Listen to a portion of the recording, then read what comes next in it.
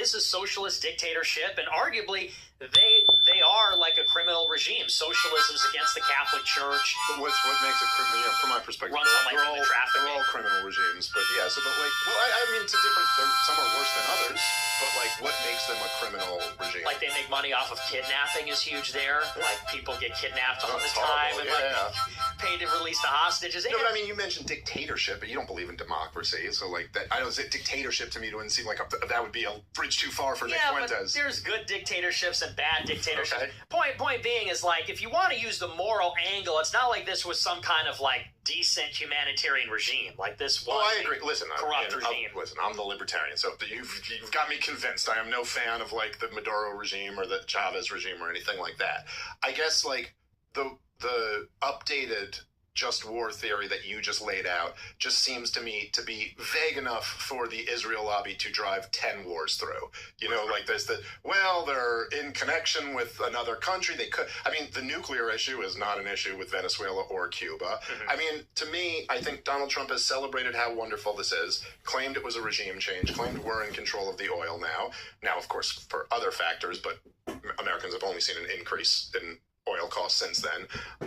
What seems to me to have been accomplished by the war is a pretty brutal energy blockade of Cuba. I mean, this is a little island that's been destroyed by communism for many, many decades. They pose absolutely no threat to the United States of America in any reasonable way. The Soviets aren't bringing nuclear missiles to Cuba. They're trying to get a ship full of oil. Russian submarine off the coast. Well, they were trying to move oil, in which Donald Trump allowed them to do, which I think was a good move. Not worth starting a war with Russia over. But I think that, like, again, these are your people who came up with the just war theory, right? Like, these are all Catholics. Yeah. I think, if I'm not mistaken, I think it was all Catholics who came up with this.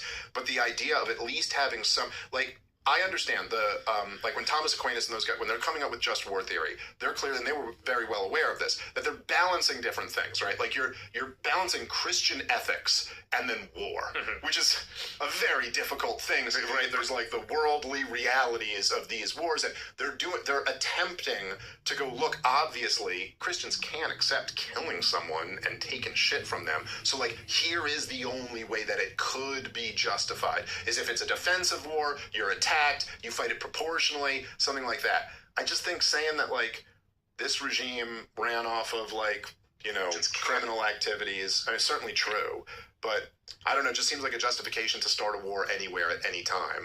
And I do worry about that, because that's, you know, those justifications are almost always used in